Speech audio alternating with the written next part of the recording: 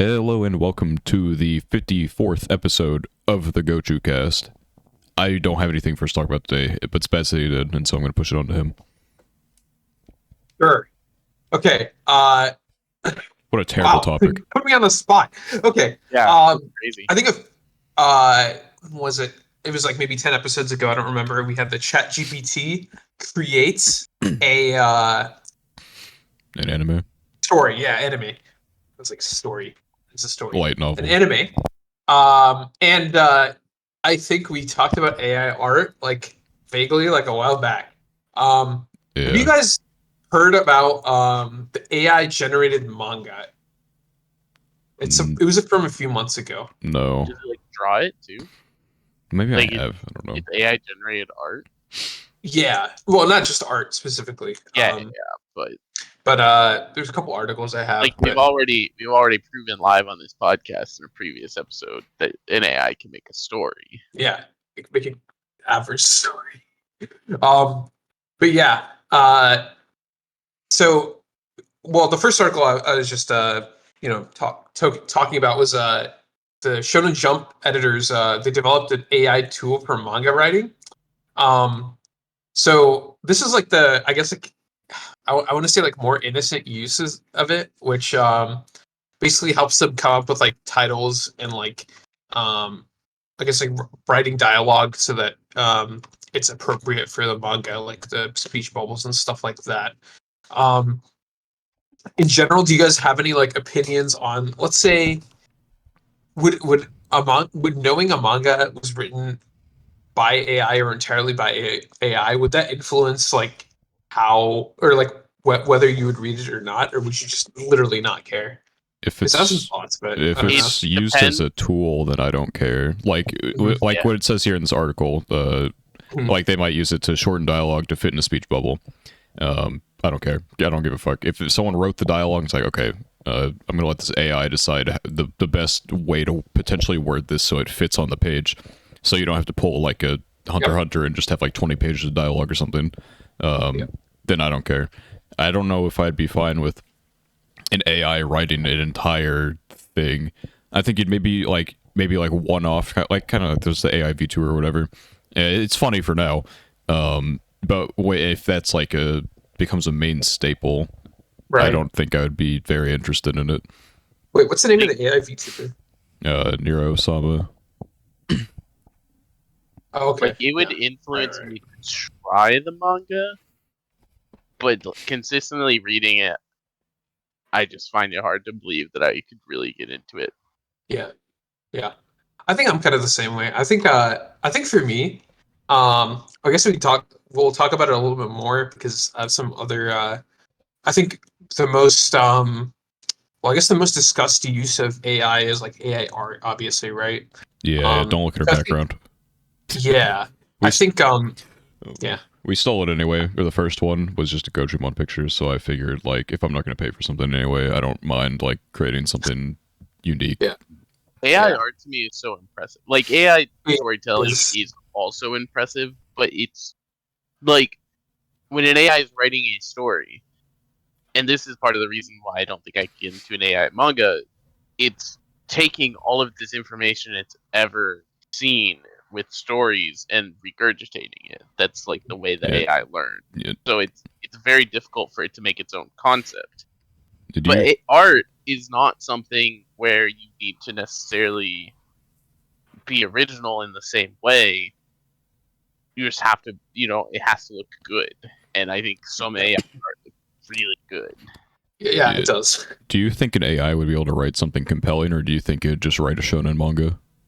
I think it would just write. Right now, I think I guess it would depend on the prompt, right? But I mean, yeah, it depends on your prompt. But then, like, would it just like create just like, like 20 quadrillion % of romance manga have tsuneres in them. We will be adding a tsundere to my AI manga. Like, I mean, I don't know, because right now, I don't know.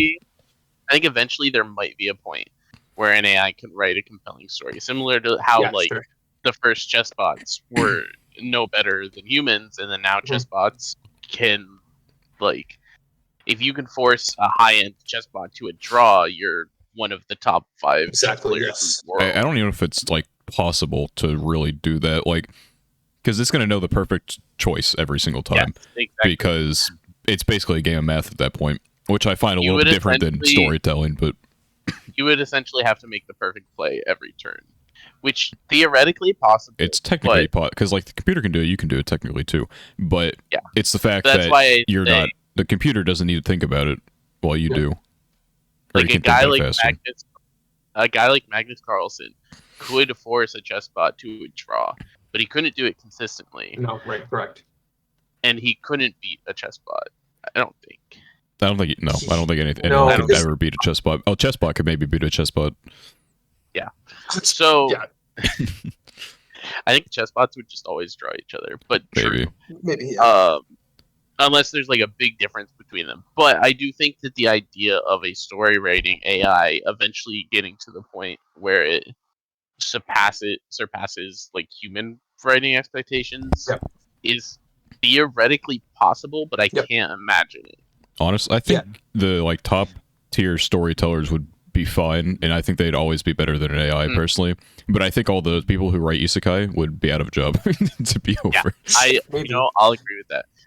Someone like Aka is doing fine. Yeah. But I think it's kind of hard though, because it's like how good a story is like often at least partially. I shouldn't say partially, but it's like a lot of it's subjective. Like, okay, there's probably like a story. There's a lot of stories you can write that are like objectively bad just because they don't have like any of the elements that make a story good, right? But like, what if there's a possible story that hasn't been written yet by humans, or like techniques that haven't yet been discovered by humans? Which sounds really stupid, but like you would think that a computer. That's exactly what I'm talking about. Yeah. Like right now, I don't think AI can do that stuff. No, in the future, I don't know. It's scary. Like, it's like crazy. It depends on how much free reign you give it. Like, because you think about it, like if it knows how to write a story, that's one thing. But what if it can like go onto the internet and analyze like certain data about like how the best way to. It'll calculate maybe the best way to get an emotional rise out of people, and so it can just create like the perfect scenario like every time. I think storytelling has like a level of human to it that might be too complex for AI to perfect ever, but I think it can make more compelling things than a lot of people out there. I'm not the most familiar with AI, but I don't even know what kind of parameters you'd have to like give it to like think about like human emotion at that point. I mean, it would like literally have to become like self-aware, I think, to understand emotion. That's scary. That is very scary. The problem is in nature, it's formulaic, like always. Which is kind of what Daniel's saying. So it'll find what it sees as the solution. Like this is the perfect storyline. It's programmed well, but it would only be perfect the first couple times, and then people would be like, "We've seen this before," right? And so it's weird to think about, because I think I agree with Daniel that it would have to become somewhat self-aware. An AI cannot create something like Bofuri, which defies all possible logic when it comes to literature. Is that a challenge? That is a challenge. Can an AI make something so inconceivably like adverse to literature that it's good? Can it go against the grain? Give it the right prompt, program it correctly. I don't know. Maybe I don't know enough about AI to like tell, but well, because let's say I told an AI to make the most dog shit story imaginable, it wouldn't be able to. It would just write the letter A or something like that, and like it would give you a story. It would make something maybe like Gamers, but it wouldn't be like Bofuri like stands out in this awkward place where if you look at it objectively, I've said it before, one of the worst pieces of media you've ever looked at if you look at it from just a pure writing perspective, because there's no plot, there's a setting, and like the characters are all static, and so there's not really anything going on, but everything's going on at the same time. And so I don't feel like an AI could conceive that idea unless it was like, once again, AI would literally have to become human, I think, to understand these like intricacies of what makes something good versus like good bad versus dog shit. Yeah. Because what do you say with Bofuri too? Like there are just things that are kind of objectively bad that people still enjoy. because it's so subjective. So it's like. So is it objectively bad? Alright, look, I copium my way into saying it's good by saying it does everything so inconceivably bad that it's good, because it doesn't ever try to pretend like it ever made the characters. There's not a single character moment in that show that you'll ever find. There's not a single plot point in that show. They just play the game. The game is a setting and it's always evolving, and so it's just it's just pure entertainment. There's nothing else going on there, and I find the way that it does that better than anything else that may be made bad, but for entertainment. Before he found that the perfect way to be bad. Sure. I mean, yeah, I get what you're saying. I just feel like objectively bad. Like at some point, it's like if it does enough to appeal to your emotions, right? So like I don't know. It's like I think when we say objectively bad, we're not referring to it as like an entire product, but like the way that something is written. Yeah, because I do think that you can write something that, from just a pure narrative standpoint, is objectively bad. How important is the narrative really then? I mean, the argument would be it's not in this case, right? Yeah, it depends on what if you are genuinely trying to craft something and it just doesn't work, then it's bad. But if the intention is to go in and you're like, okay, there's not gonna be a plot, these characters, they're gonna exist, that's about it, and the setting has to exist, because obviously you can't have a fucking the SpongeBob episode where Squidward's just in white space.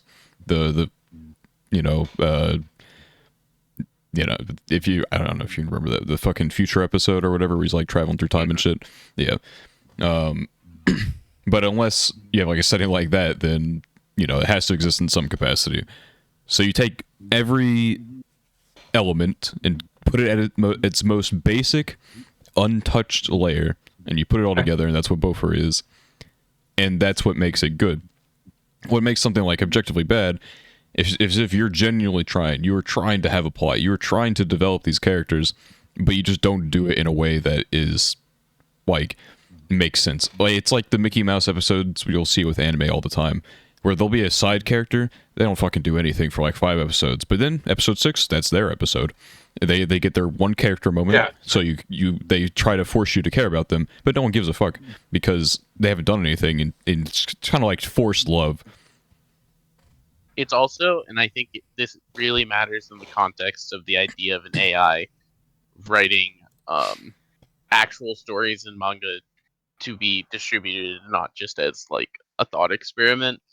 It's also, to me, doing that, putting that effort into making a story good, but only using essentially solved characters and motivations for all of that, right? Because one of the things that I think really sets apart a compelling, really good manga or story is having something it doesn't have to be original, but it has to be interesting. And I think that at least having some idea of freshness to it is important.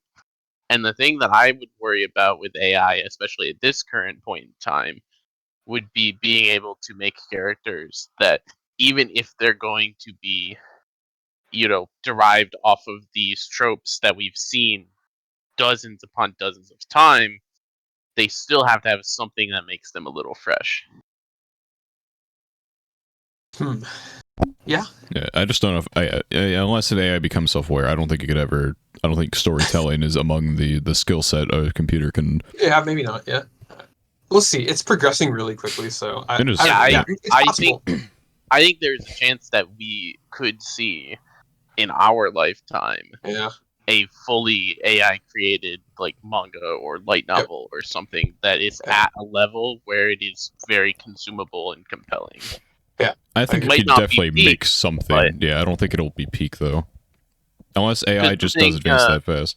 Unless they become sentient, they become literally. Because example, something I really like In Another World with my smartphone, right?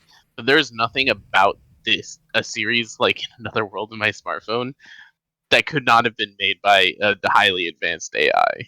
Was that a challenge? About as compelling. No. If anything, I'm saying an AI could do it. Okay. Oh, okay. They could. Okay, Yeah.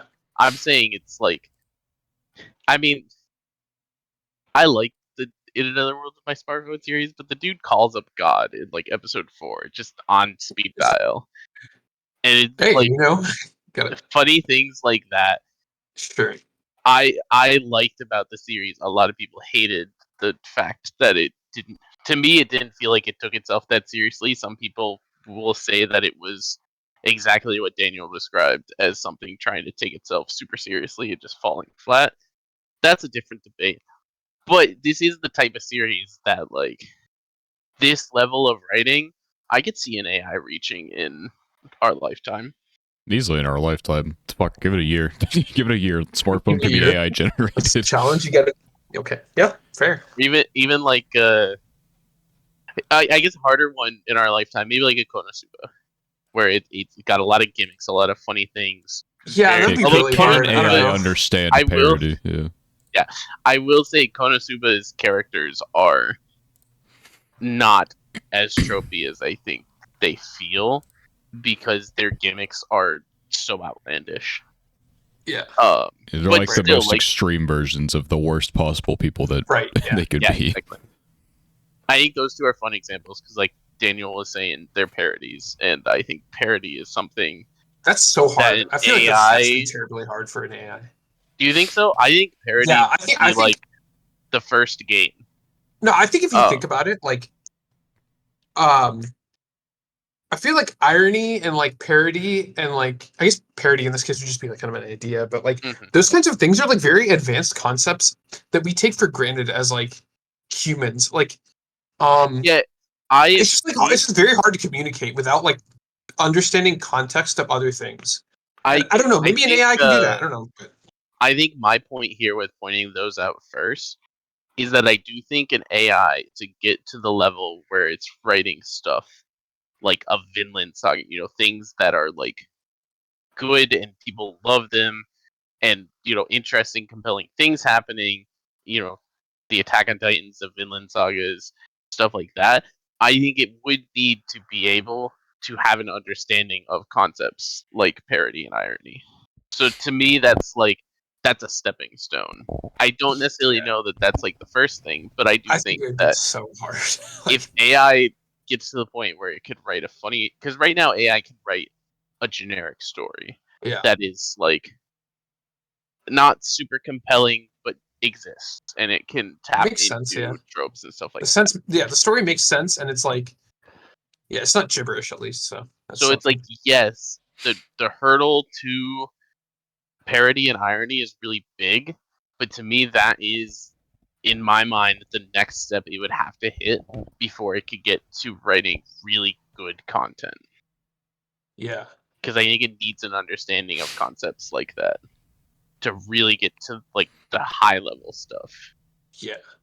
I don't know when that's gonna happen. I mean, I could see it, but it's just it'd be so hard.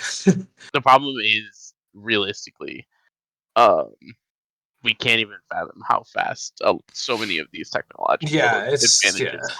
It could completely stagnate depending on whether people are working on it actively.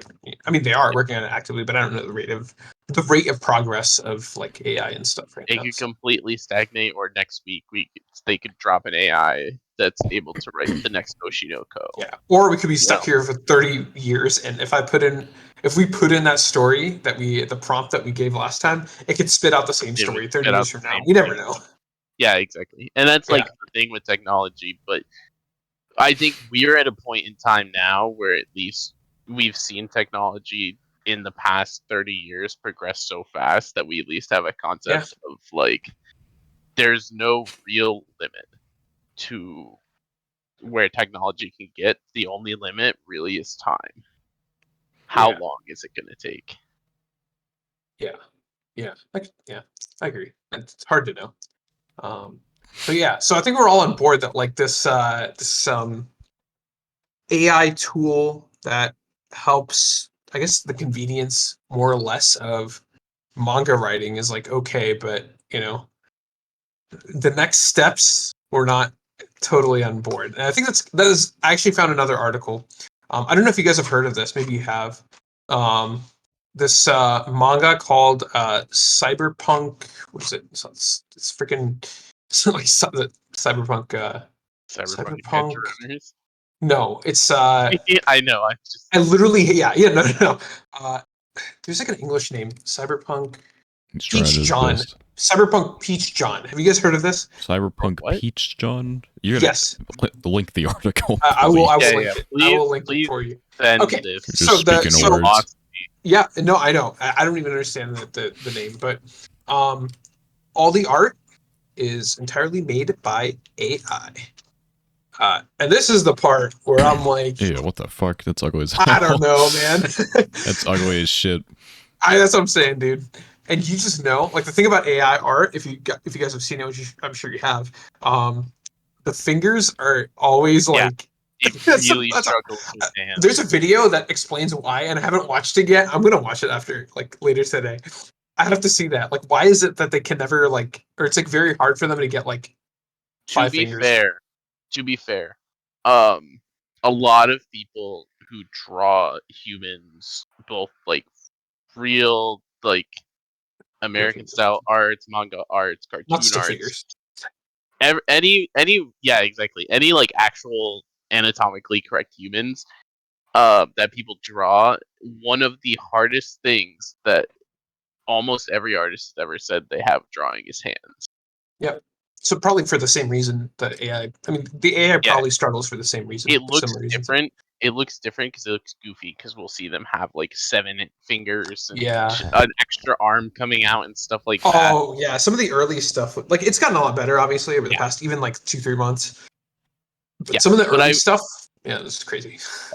I will say, because of the fact that artists also say that this is a very difficult thing, I feel like it's interesting that the same hurdle is experienced with AI. Yeah, probably for the same reasons. So, yeah, no, this is. I mean, you guys are right. Like, this looks creepy, right? Like, I think we would all agree. It looks a little bit like weird and kind of like. I would not read that. Yeah, I wouldn't. It doesn't even have like a. It's not like an anime type of manga style, you know. It's like it's like comic book. Not even comic book. Like a realistic comic book, and I don't like that. What's the word? Photorealism. Yeah, photorealism. Good enough. Drawn to look. Yeah, it's drawn to reflect real life, essentially. Yep. I like how the headline on here says Cyberpunk Peach John is Japan's first fully AI generated manga, and its artist says he has absolutely zero drawing talent. I mean, yeah, that's why you would use an AI unless you're like trying to use it as like a tool. I know it's funny to read that as like the catch line on this. Yeah, so I don't know. Who generates the images, or an image of how he generates the images? Like, this uses text prompts and I do hope that the day whatever until it works. I do hope that the day we ever get a manga like this that's totally done by AI and is phenomenal. I hope that no one tells us until it ends. I think that would be fun. Oh, so like nobody knows? A shadow, if there was like a shadow author, could you imagine if One Piece ended and then it was revealed the whole time that One Piece was written and drawn by an AI and like Oda did not exist? Yeah. It just wasn't real. It'd be insane. Might break the internet. Yeah, it would. Obviously, because the amount of time and technology that's passed, like that's not a feasible example. But use it. No, I know. Yeah. Imagine some like writing supergiant like that ends, and then they reveal that the whole time there was no author and it was just an AI. I think that's much more fun than something being released and them telling us out the gate like, "Yep, this is entirely done by an AI." Right. I can see an AI making like a shitty harem manga. Yeah, that might be the next step before. That's the first. That is the first step. Mention it. Shitty harem might be the one because it's totally acceptable in Shitty harem to use all of the tropes just in their pure tropiness. Yeah. Now I don't know about you guys. AI art actually legitimately. I've like told this to people because like people will like send me AI art and bro, it legit gives me like sweaty palms, like goosebumps. Like there's something like extremely unsettling about like 99% of it. I mean, I'm weird, you know. That's my quirk, but I don't know. It's weird. It all looks the fucking same. Like it all has the same art style. At least like anime AI art. Like you see, That like is- Yeah, even the anime one. It's, I don't know. It's just my something fucking just like off about Instagram discovery page is just full of that shit, and there's like real art mixed in there, but a lot of it's just people like these Instagram accounts just spamming AI images they're generating or whatever. Yeah. No. Yeah. That is true, which is kind of fun because like artists have their own styles too. And granted, like the AI anime art that would be made now, it all looks just like generic anime isn't a thing in a visual sense, but that's how it feels. It feels very like, anime drawing whenever you see them. Yeah, like, yeah, it's AI. But the fact that these AI do have like that consistent of an art style is interesting for like the future of that as well. Yeah. It depends on like it depends on like the model, I guess. There's probably like one specific thing that like I used an AI to like generate some concept art for like character. Like I've tried writing before. I'll get back to that eventually, I guess.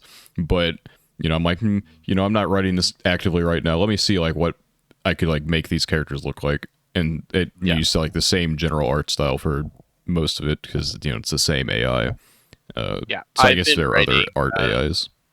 I've been writing a new story for the past 3 months, and one of the things I did for fun one night was I made AI generations of all of the main characters just for the fun of like visualizing them. Yeah. And then I kept generating until I got to one that I was like, yeah, that's the character. Obviously, I would put in descriptions and stuff like that because I would know generally what I wanted the character to look like. It was kind of fun though, and then I felt like once I had like a visual on the character, even if it wasn't the perfect visual, it's just something an AI made that was like close enough. It was still like helped me to think about like, oh, what types of situations would this character be in, or things like that. Yeah. On the topic of bad things and like bad anime, I found this tweet very funny. So it's an anime announcement that was made for the series called Medalist, and there are a lot of people. This is like people really like this manga, right? But they saw the animation studio and the whatever, and the replies are just all so funny. The top comment's so funny. It says, "Read the manga. We lost." Oh, I saw this. Yeah. Yeah. My top comment is like slightly. I follow one of the people who commented, so I guess I see their stuff first, which I didn't know Twitter did that, but cool, I guess. That's crazy. Yeah, mine's just condolences. That is really funny. What's the studio that's doing it? Studio Engi. So let me explain my relationship with Engi. Yeah. Explain the lore. So, Studio Engi, they started in 2019 with Data Live 3. Let's just say they did not make Data Live 4. Then they made, you know, do either of you know the isekai where the guy like German suplexes a princess? They made that. Yes. Okay. They made both seasons of Uzaki-chan. Okay. Oh, okay, yeah. I don't know if either of you watched well, I know Spat definitely didn't. I didn't either. I don't know if PK and his limitless isekai consumption, did you do the full dive RPG whatever one? Okay. So, I watched, 3 episodes of that? Uh-huh. This is actually a legitimate drop that I've had. Yeah. Which I know the memes on my list are like, yeah, I never finished anything. I have all these watchings and pause. But my drop list is not particularly big. Yeah. And half of them are things that I just was like, I'll probably never finish this. But the full dive RPG was legitimately... reading the synopsis going into episode 1 before I watched it, I was like, oh, this could be really good. And it just had really unlikable characters. Just entirely. Yeah, well, they made that. They also made the infamous The Detective Is Already Dead anime. Yep. They made Mob Secca, actually. Okay. That's a plus. Okay. also made what's it called? Fuck, management of or novice management or whatever. That's a plus. If you want to call it, a plus. It's a very low bar to clear. I liked management. I generally enjoyed it. I'm not gonna go as far as to say that it was good, and I don't think they deserve. You think they deserve credit for it being just? No, I don't think they deserve to get a manga that everyone was really wanting to whatever. This Medalist series seems like people really like it, and maybe I'll read the manga because I don't know. Someone like posted one panel and the art looks cool, but the reason I even found this tweet was it got like let me look in the quote retweets maybe. They're also. I've only seen Uzaki-chan from these. I didn't like that show, but I don't think it was because of it. But someone was like, "You have an award-winning manga, and you gave it to Studio fucking Enki." That's crazy. They're also doing Our Dating Story, which is I've heard good things about this source material. Unnamed Memory they're gonna do, which I've thought about buying the light novel before. See, here's the thing, right? Studio Enki is like, you'll notice in like all of their shows, they'll have moments where like, fuck, that was really good animation, but it's like they have like one moment, one singular, and then it's gone for the rest of the show. Like every now and then, novice management would pop off for like literally no reason, but then like 99% of the time, it was just typical like cute girl to cute big production. There were points in Novice Alchemist where it had better animations and shit like Sword Art Online or Wonderworld. Yeah, it would just have moments where it's like, what the fuck? Why did we pop off there? And then it would. And Tanmoshi had that exact same issue. In episode 1, they popped the fuck off for one scene, and then a few episodes later, you had car.png. It's impressive how consistently bad this studio is. Yeah, that's all. It's interesting because when I look through it, I feel like nothing they've done has like mega flopped, but also nothing they've done has been good, which is kind of the problem here. Like you said, Medalist is something that people were like really excited about. Is really phenomenal source material and stuff, and then it goes to mid studio. Yeah, when a 72% is your peak of creation, you have certainly problems at hand. It's just it's a yikes. A yikes for sure. Have you read the manga for this show? What is it? No, Medalist. Okay. I like the little promo art there. Magician, like Mentalist. I think it's like street performers. It's like figure skating, I think. And the art looks nice in that promotion thing. And the art for the manga looks nice. And apparently it's award winning. And then Karakawa decided, you know what? We have connections probably to every animation studio in existence, and we're going to give it to Studio Enki. Yeah, like I mentioned, I only seen Uzaki and like the freaking animations. Like that was not my problem with that show. I just didn't like that show at all. So, the tags for the manga are quite literally just ice skating and then like protagonist. Some of the fucking quote retweets is I wanted Yuri on ice, not Lolly on ice. That's good. That's good. I like that one. That's kind of good. Yeah. Oh, the other thing, I guess I can go back to the AI thing because I had like one last thing. Have you seen this AI? I think it's a short or something. This is a while back, even before the manga. This short called "The Dog and the Boy." It's a Netflix anime short, I guess. Part of it was generated by AI. Let me link to it had article. Like backgrounds generated, right?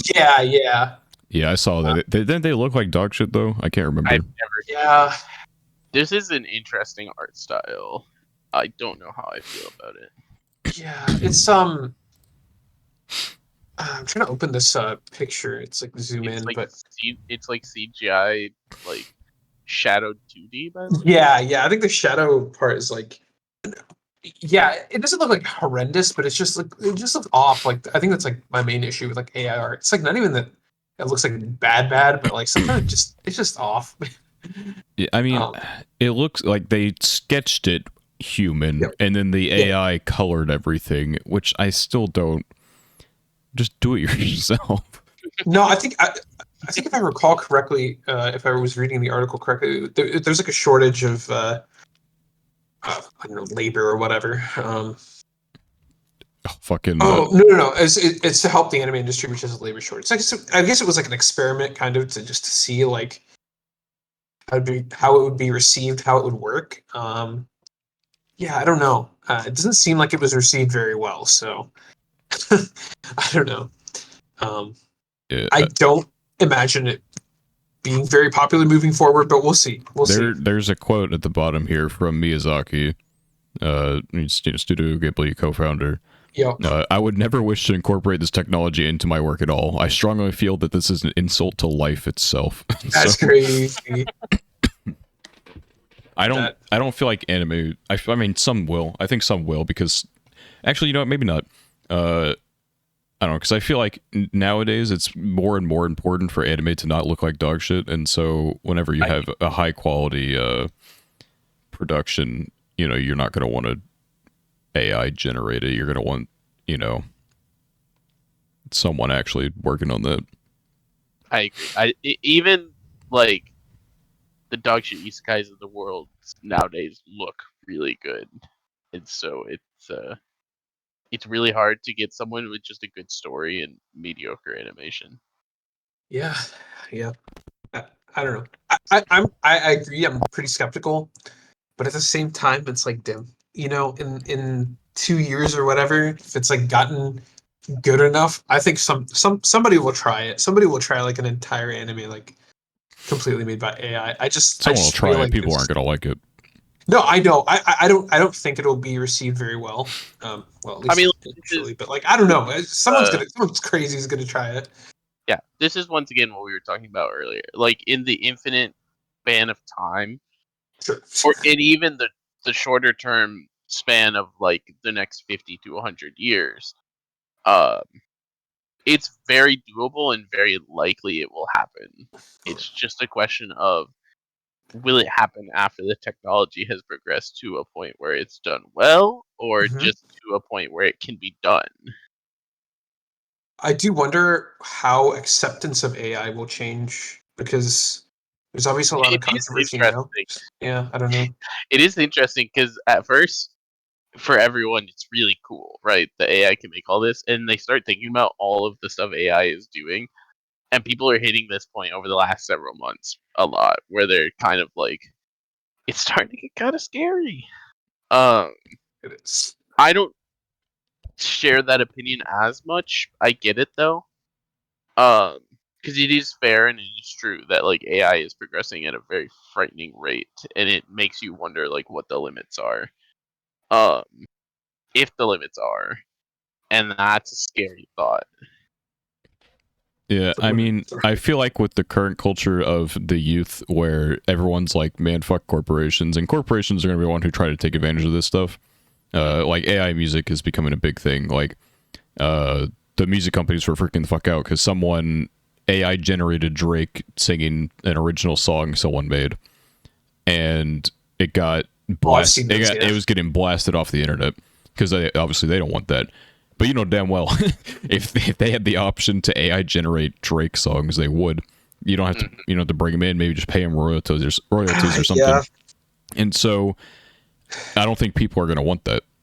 I don't think the artists would be on board a lot of the time. It depends on the artist. You know damn well they're. Sure. I just feel like most of them. Drake would do it. I mean, who? Drake would do it. Yeah, probably. Drake would get the AI on the track with him and do a track with his own AI. Have you seen those Drake the type of guy to do something? I feel like there's a joke somewhere in there. Like Drake the type of guy to like go on like invite the AI to the studio or something like that. Yeah. Yeah, that is literally the joke I'm making. No, yeah, that's literally it. It's like Drake's the type of guy to say gee golly when he misses a shot in basketball or whatever. But yeah, it's I don't know how I expect the public perception of a lot of AI stuff to go, because right now it's almost this like Cold War-esque feeling, I think, for a lot of people with AI, where it's like starting to get uncomfortable for a lot of people, but they're also like, but it's not like bad yet, you know. I think right now it's still in its funny stage, but then when it actually starts to stop making mistakes like it does now, then that's when people are probably gonna start changing their perception. Because right now, people can watch like the AI VTuber, and before like it got like filtering involved, it was like fat phobic, homophobic, all that stuff. And so obviously once those like kinks are all worked out, and once AI is no longer funny, then it becomes scary. Well, it becomes scary, but I also actually feel like it's possible that like once it stops making mistakes, I wonder if there's a small subset of people, maybe it's small, maybe it's negligible, that will actually start to like it because of what it can provide in certain scenarios, like maybe not art specifically, but like I think it can definitely provide, like, there are things AI is going to do that is going to change humanity. And some people might come around to that. You never know. I think AI is important to developing as a society. However, I feel like the human aspects of society should stay human. Like, I don't think AI should be generating entire movies and manga and all that stuff. It's the human side of things where we can take our very unique set of existence where we can think and reflect and put that onto paper for other people to read. I feel like that is important to keep human, even if maybe AI can do it better. I think that over the next like 20 years, like the AI ethics and usages will probably be a legitimate like political opinion and stance that will be very heavily contested on both sides. Yeah, to answer, we're gonna need like every single politician to just die right now in order to get that solved. Yeah. To answer your question of whether there'll be like a small amount of people that really like it, I think that there will be a pretty large amount of people that really like it. Potentially even the majority. Although I think that's not as likely in the next 20 years. I think that's more likely long term. But I do think that like we're getting to the point where if 10 years from now AI is not making all these mistakes and it's like able to perform all these like actions and things at a near or even better level than humans, it's going to become like a real problem that people need to talk about. And that could be a good thing or a bad thing. It probably depends on the scenarios too. It's going to be a lot of people that are going to be upset if there's an AI at their Walmart cash register just checking out their groceries for them instead of a person, right? The fuck's gonna AI gonna do? Just run out of there? What it's gonna do? Box you? Like, but yeah, I don't know. It's interesting. AI technology right now is very much. I think a lot of people are kind of in like the like kind of dating stage with it, right?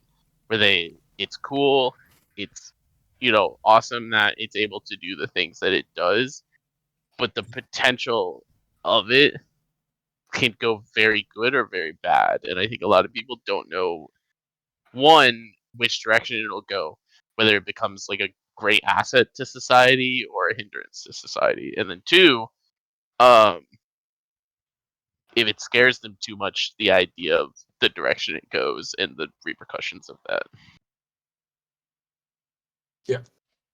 Yeah, I think I agree. That's just like the keeping the human elements human. I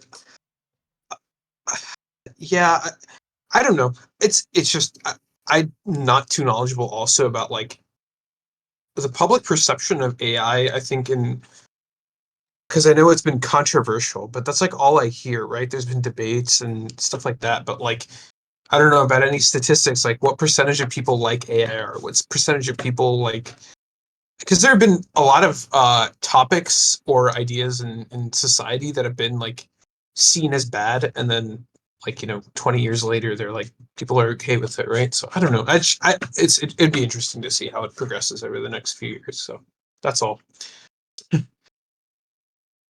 Yeah. Like I said, I think the vast majority of people Yeah. that really like think about the repercussions of AI and don't just see like ooh technology, really have no idea how to feel about any of it. And I think that's a good stance for a lot of people to be having right now, because there is a lot of good that can come of it and there's a lot of bad that can come of it. But at some point we're gonna hit some type of breaking point with where AI is developed, where it's gonna actually become something where I don't want to say people have to take sides because that sounds too serious, but it's gonna become something where a lot of people start to have opinions beyond just it's kind of cool, but also scary that AI can do what it does. Yep. I Yeah. agree. Me scrambling to find funny topic that isn't AI. No, those are just like the three. I mean, the three yeah, I things know. that I know. Yeah. I'm This just is trying an to find interesting something topic. to move. It's just a lot. Yeah. Yeah.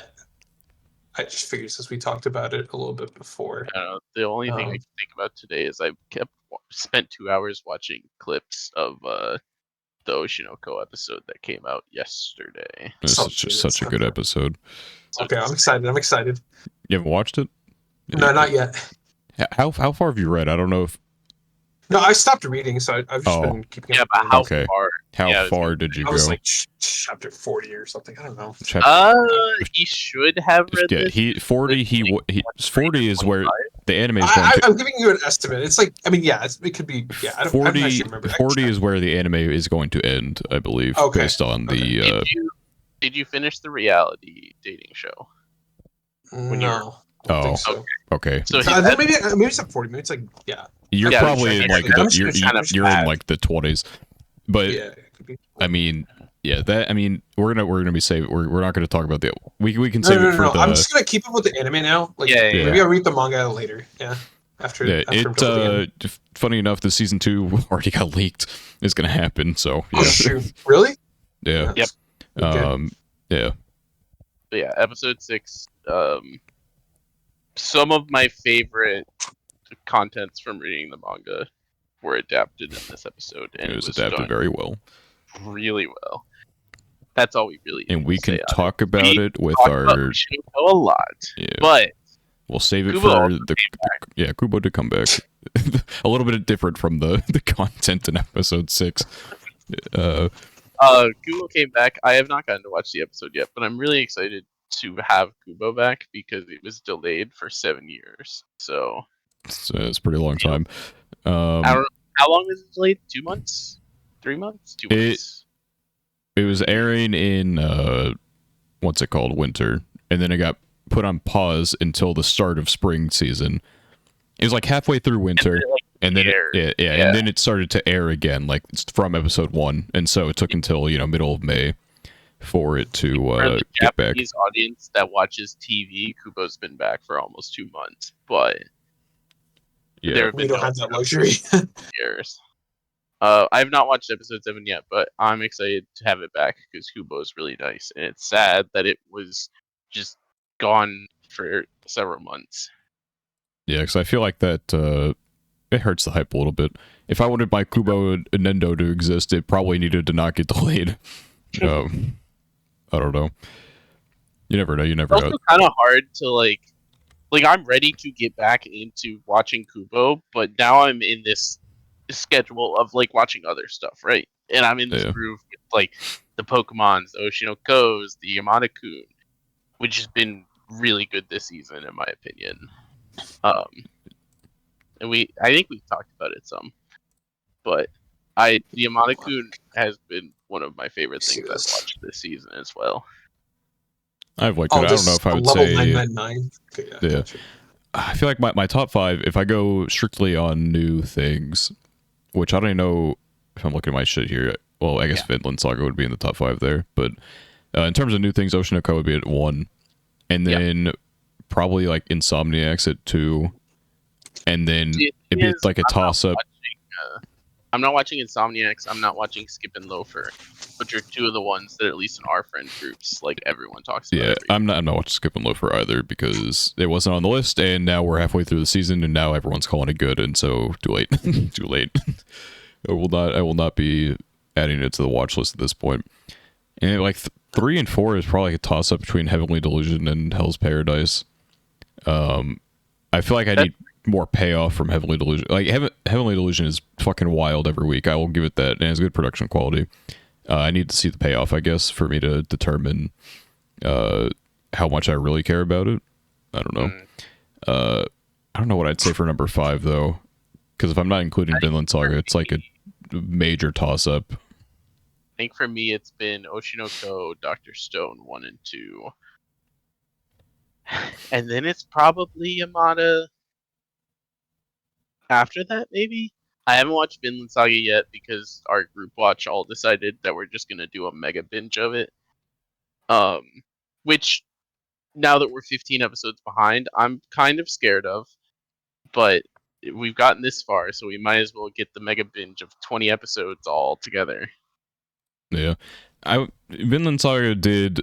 It's practically what it did in season 1 for me. Well, not season 1, not as much. But season 2 was a lot of setup and payoff, and I think it did it well. I wasn't like a giant fan of the setup regardless, but I do think the way it's all going right now has been like really fucking good. Yeah. There's still some things to see, but I think generally, I mean, yeah, it's... If I were to if I were to include it into my top 5, it would be number 2 behind Oshinoko, probably. That's fair. I think after that, like, I've been really enjoying the new Pokemon, but it's just Pokemon. Yeah, there's not like... It's not anything wild or anything. It's just... I have fun every week watching 2 Cube Crisis. What's the Japanese call it? Kwaisugi Crisis. Kwaisugi. But it's not that, right? Yeah, it's something you watch. Yeah, I have fun every week when I watch it, but it's not like a story in the same way that some of these. I've been watching The Aristocrats' Otherworldly Adventure, Serving Gods That Go Too Far, which is perhaps the most like 7 out of 10. It's perhaps the most 7 out of 10 anime I've seen in a while. Very generic isekai, but every week I watch it. Every week I enjoy watching new episodes. So Dude, I hate these names, dude. Kane von Sulford. I don't know. These are some fake. There's AI generated names, bro. They kind of are AI generated. You know what? I could see the Kizuna Ai anime being AI generated for its script, because Jesus Christ, I want to like actually bash my skull in every single week that I have to watch this shit. It's actually so insufferable. Take the most generic. Go for it. I'm going to stop myself from granted. Is Raeliana, which Raeliana. It's a manhwa, right? I feel like Raeliana, I would be very benefited from reading it versus watching it. That's kind of how the anime makes me feel. Yeah.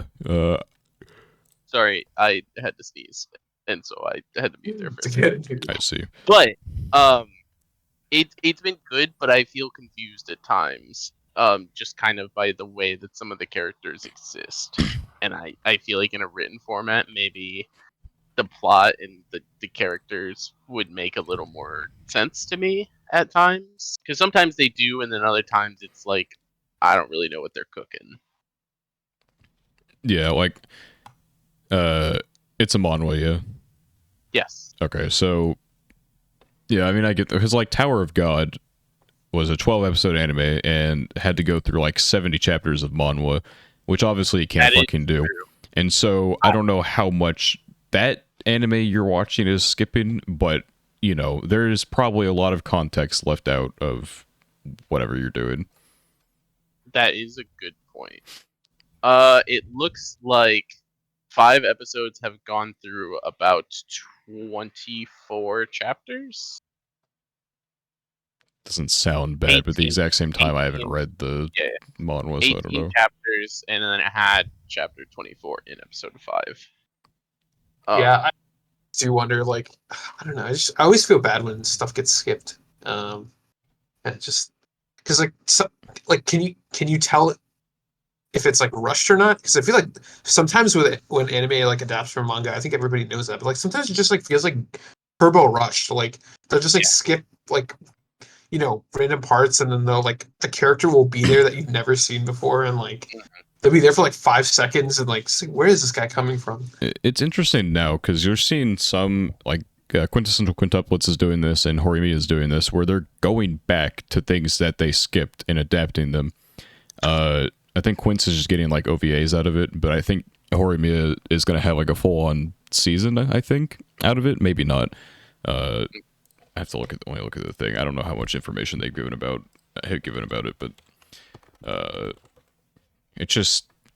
it's weird because like if you're gonna now, I think the reason it's doing this is because Horimiya is getting a 17th volume randomly, and so it's probably like a promotional thing. They're like, okay, we're gonna make another like special volume of the series, even though it's ended. Do you want to like adapt some of these side stories that you skipped?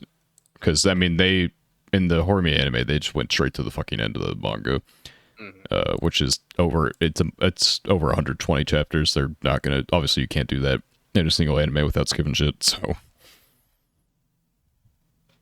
yeah, it's interesting, like seeing some studios just go back to do things they skipped. Yeah, it's.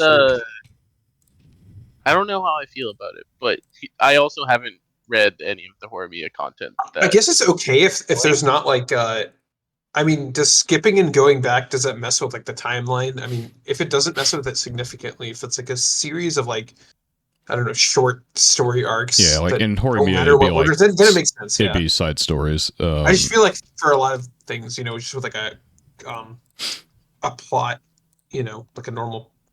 I say normal, but like a continuous plot, then it just wouldn't make sense.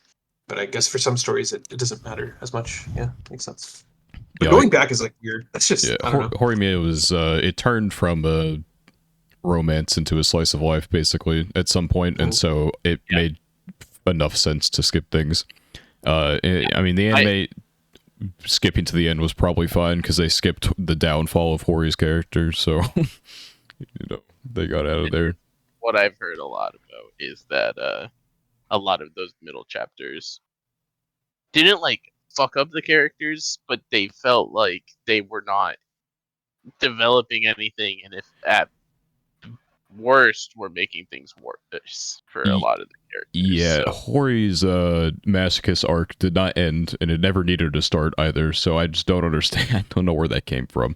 It was a joke that was never funny, and they kept running with it, and I don't understand why. And it kind of like ruined her character for me, because I really liked her before, and then she had to fall down the fucking gutter. Yeah, that's fair. One day I'll continue to read Horimiya, because I am a healthy 20 chapters into it, which is like my manga version of the meme when I get 3 episodes into any other anime and drop it.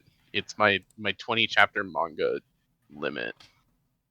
Yeah, I feel that. I'm more prone to pausing manga than I am anime, I guess. The problem with reading stuff is it's one, there's so many things I want to read, so if I'm even getting to the point where I'm reading about a lot of stuff, I might be rotating it, or I might just not be in the mood and then move on to something else, and who knows when I'll get back to the original thing, right? Yeah. That makes sense. Yeah, I think well, first I gotta finish Attack on Titan. That's the first thing. So I'll probably start the second season sometime this weekend. Are you gonna stay anime only for Attack on Titan? Yeah, I think for now. I mean, it's about to end anyway. Like, there's no reason to go read it. I mean, yeah. That's mainly why. And I mean, I don't know. Do you guys think the manga is like significantly better than the anime? I don't know. It's different, obviously. I think considering it's getting a full adaptation, the anime is probably the better experience at this point. Okay, well, there we go. I'll stick with that, and then because what's the final? What is it, like the final season part 7 or whatever it's called? It's Attack on Titan. Titan. Season part 2. It has a really stupid fucking thing. Hold on. That's what I've seen. Let me find it real quick, because it's like Attack on Titan final season. Okay, here it is. English version. Attack on Titan final season, the final chapter special part 1 is what is released already. So, Part so Attack on Titan final season, the final chapter, special 2 is going to be what ends the series. No, yeah. Yep. Yeah, okay, so, after that, we'll have the big Attack on Titan episode. And, that'll be good. I'm excited. I can't wait to shit on the ending again. It's going to be great. That's what I've been hearing for the manga readers, so yeah, we'll see. Maybe we'll have different opinions. Like, totally. What if they just change the ending for the anime?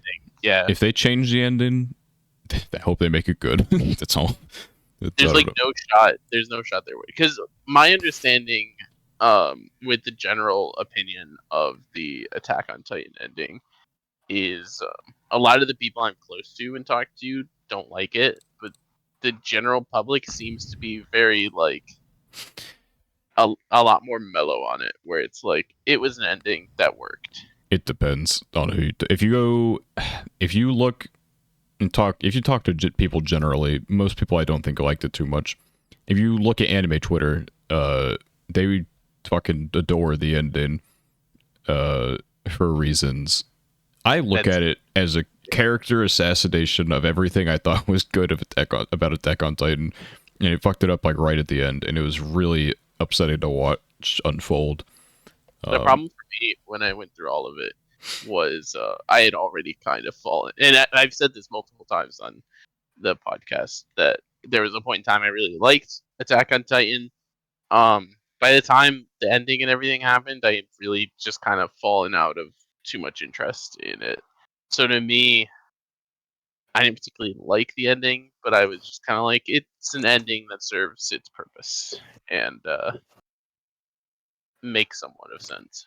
But I thought it made no sense personally. I don't think it works at all.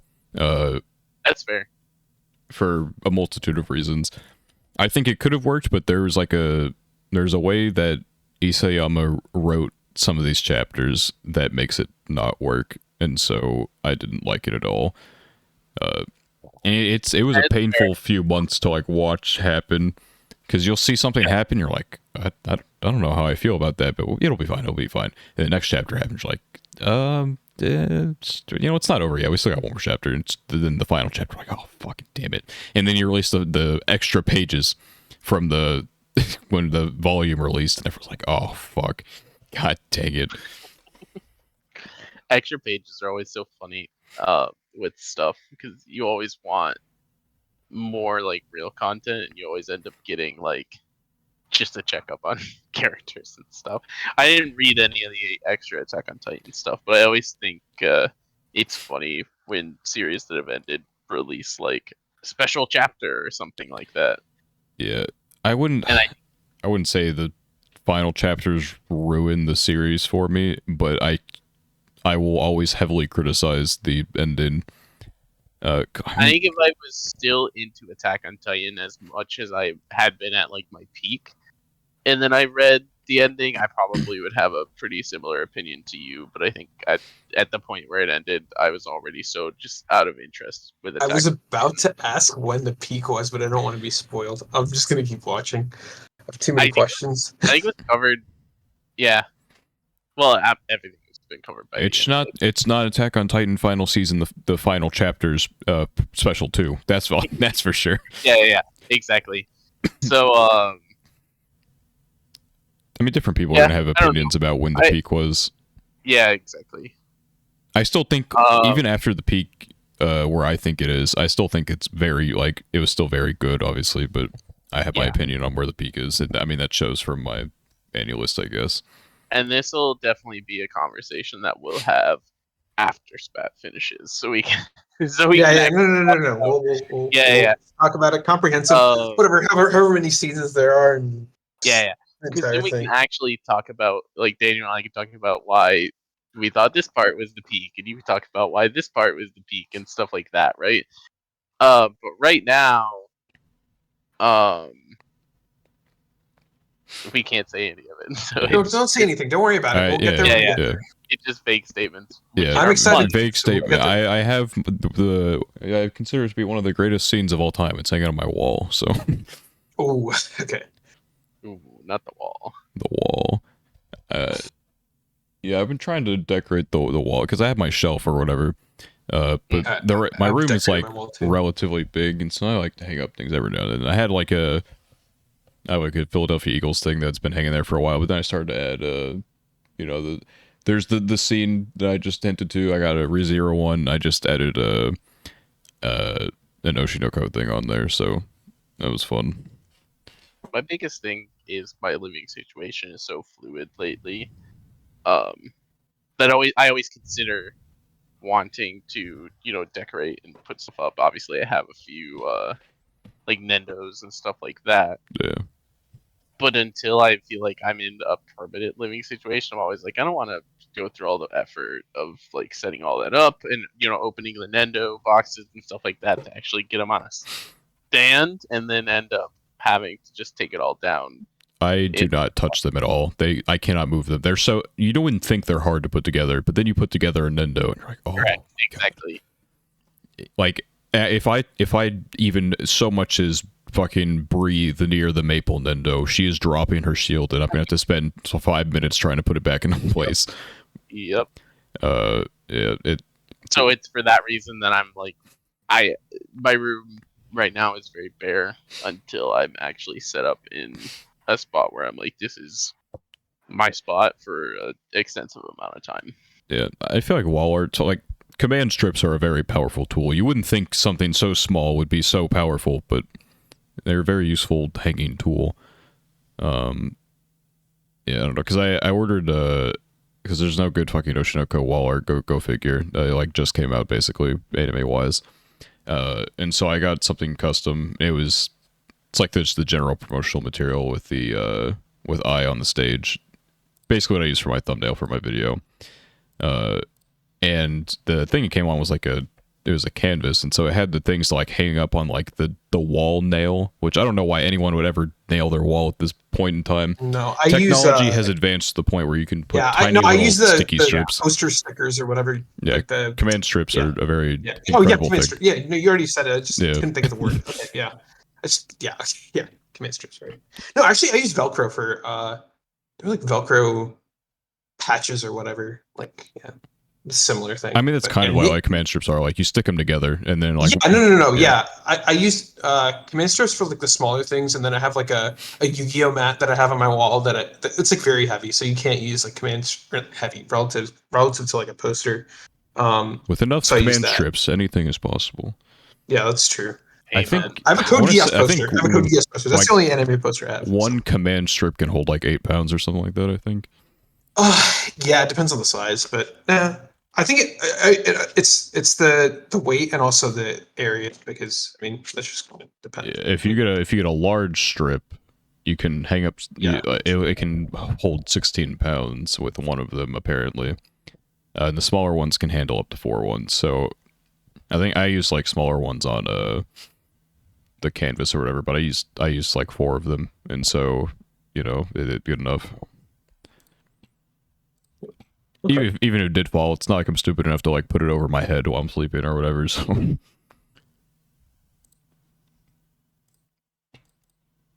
yeah. Sorry, I'm very this is not a sports podcast. I'm very encapsulated by the Lakers Nuggets game that's happening right now. Okay. Yeah, Doc Rivers is gone. That's all that matters. Yeah, I thought. Is he a scapegoat or was he the problem? I think he's part of the problem. I wanted him gone from years ago. So I don't know.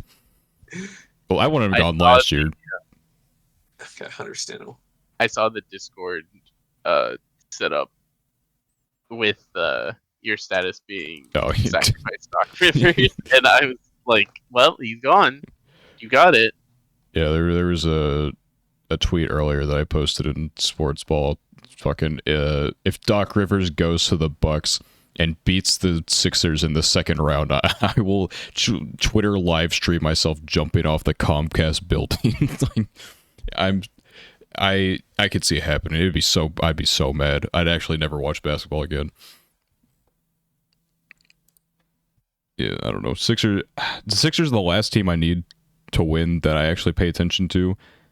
For me to have seen every team that I care about win a championship in my lifetime. Must be nice. As an Atlanta Hawks fan, I get to hold on to the 1958 championship they won. 1958, bro. You weren't even a sperm in 1958, bro. What do you even hold on to?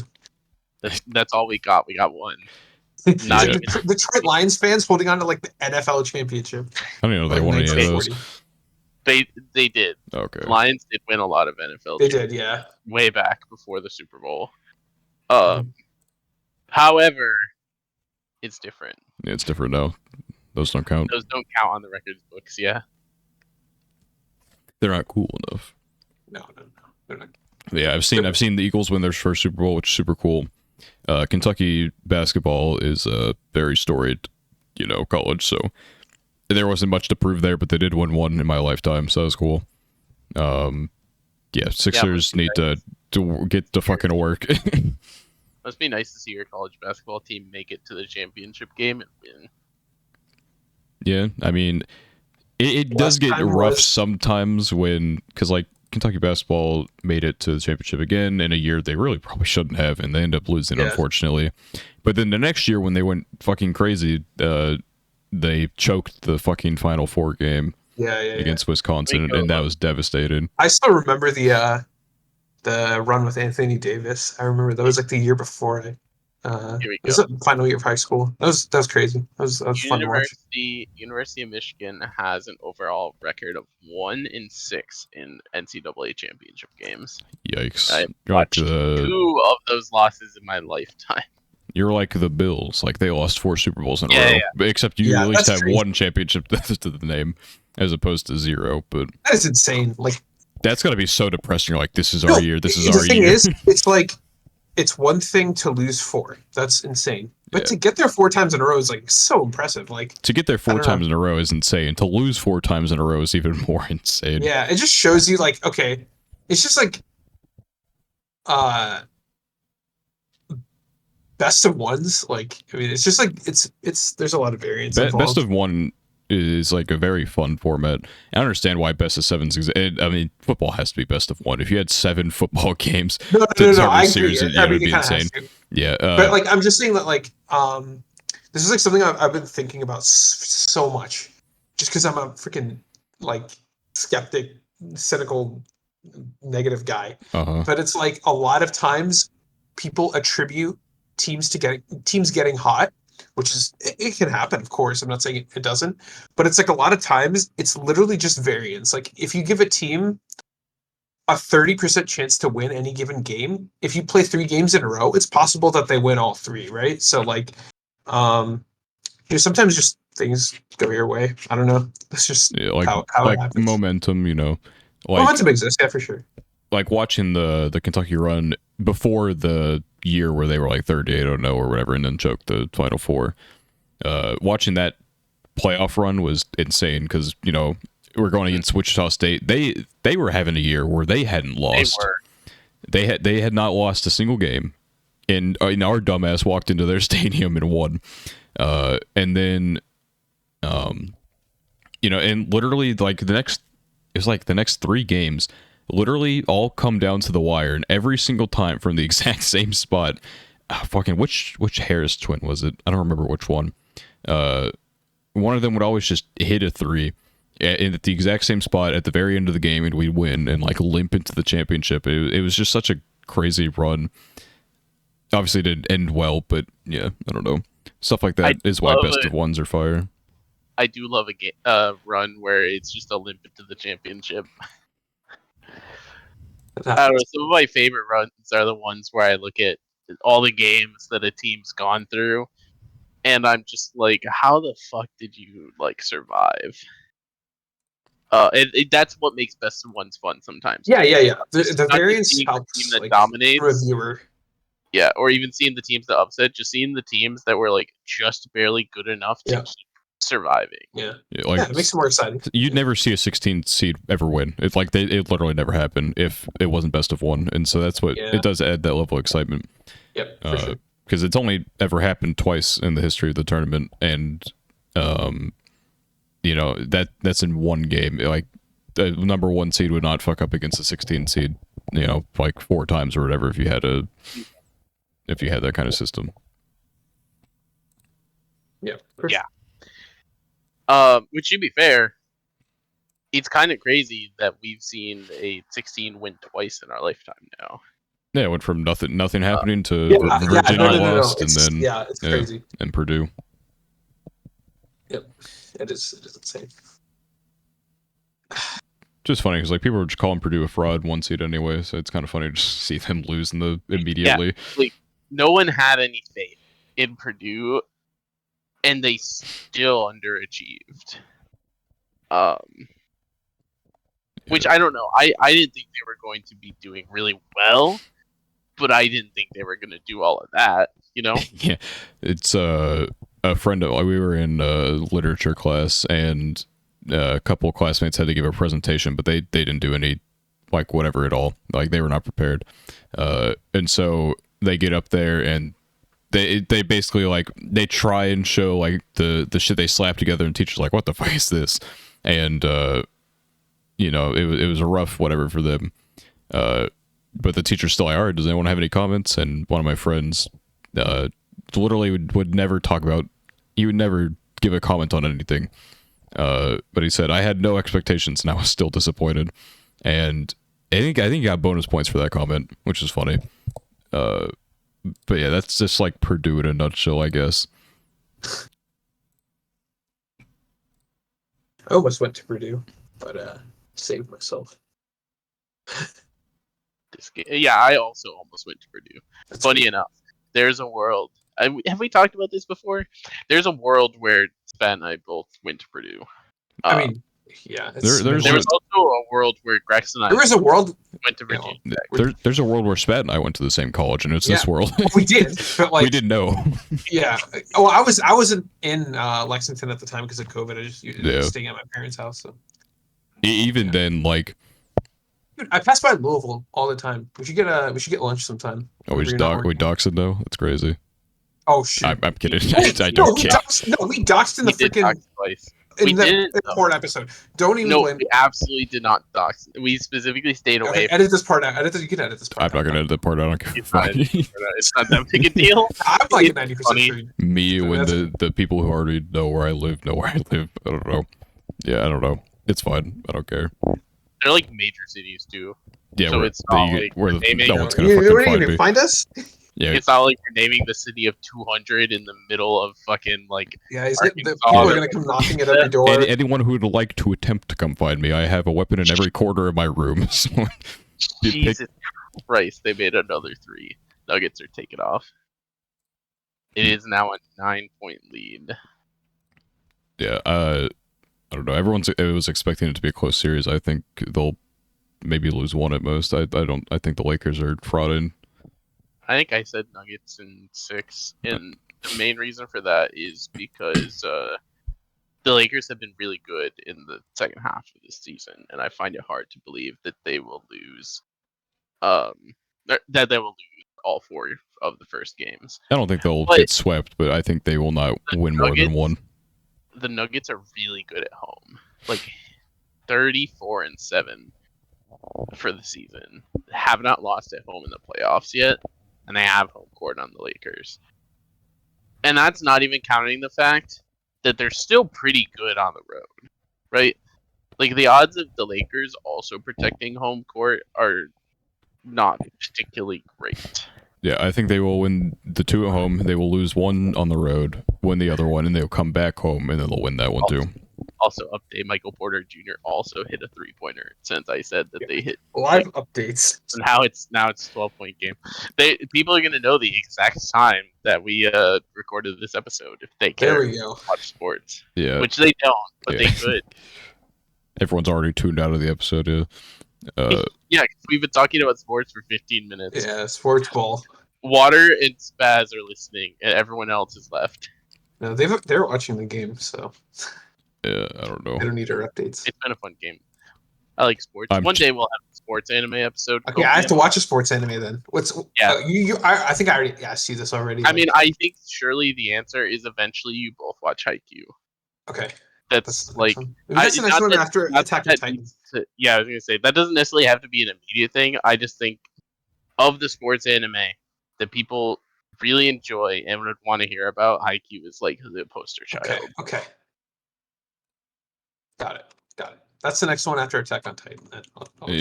I'll think about it. Right now, it's like I'm in the rare place where I'm caught up with seasonals, but at the exact same time, I'm now tied down by my Slime 300 bet loss. And so I have to complete that. And then once I complete that, I need to go do the ReZero script, which is going to fucking eat up my existence. Because I thought... Well, that's why I'm saying it doesn't have to be anytime soon. Yeah. I'm just saying, surely that the day that we do a sports episode, it's like a Haikyuu feature. Yeah, maybe Gochuucast Year 3. Season 3, episode 1. Season 3. A sports episode into an idol episode. Because, like, oh man, I think the ReZero script will maybe be easier to write than the one I just did. But man, my fucking arms were dead after typing the typing with your arms? That's crazy. The 5,000 word script, my left arm and wrist probably have carpal tunnel at this point from both Sakai and typing the script up. I recorded it. Man. My carpal tunnel is from my years of playing RuneScape at the age of 12. That'll do it. Early onset. Yeah. Back when it's like, yeah, I can click a mouse like 5 times per second for several hours at a time because what's the problem? And then now I'm older and I'm like, oh, all the shit in my hands is probably not supposed to be doing all of that. Yeah. Like I recorded the script, since script's done, obviously voiced it over. That took so fucking long. Holy shit. You wouldn't. It's like gonna be a little over 20 minutes, probably the final cut, I guess. But it took like an hour and a half to fucking voice it over, because Jesus Christ, I have a problem where reading very fast, I think, is a blessed ability that I have, but my mind is too fast for my eyes. And so I stumble over my words so often when I'm trying to like read a script, I guess, and it makes everything take so much fucking longer than it needs to. Like, I don't know, 20 minutes turned into like an hour and a half of voicing things. It's so tiring. And that was today. And so now I have the podcast where I've been talking for an hour. It's been rough goings. And speaking of rough goings, I need to piss, so we're ending this episode right now at the hour 2022 mark.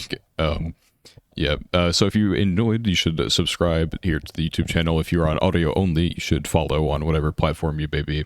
I can only see the Spotify ones, but I appreciate it regardless. If you want to go to the YouTube side of things, is the Order an Anime podcast? You can't possibly miss it. We're the only ones. If you want to go from YouTube to the audio only, maybe you're on the go, then you can go down to our link in the fucking description. I still haven't changed those. It's still the Anchor link, but whatever. It'll redirect you probably to our page. And you can, then listen on Spotify, Apple Podcasts, etc. And new episodes every single week with Almost Out Fail at Saturday, 3 p.m. EST. We haven't missed in a while, I think. So, without fail. And thank you for listening, and we will see you hopefully in another episode. Goodbye.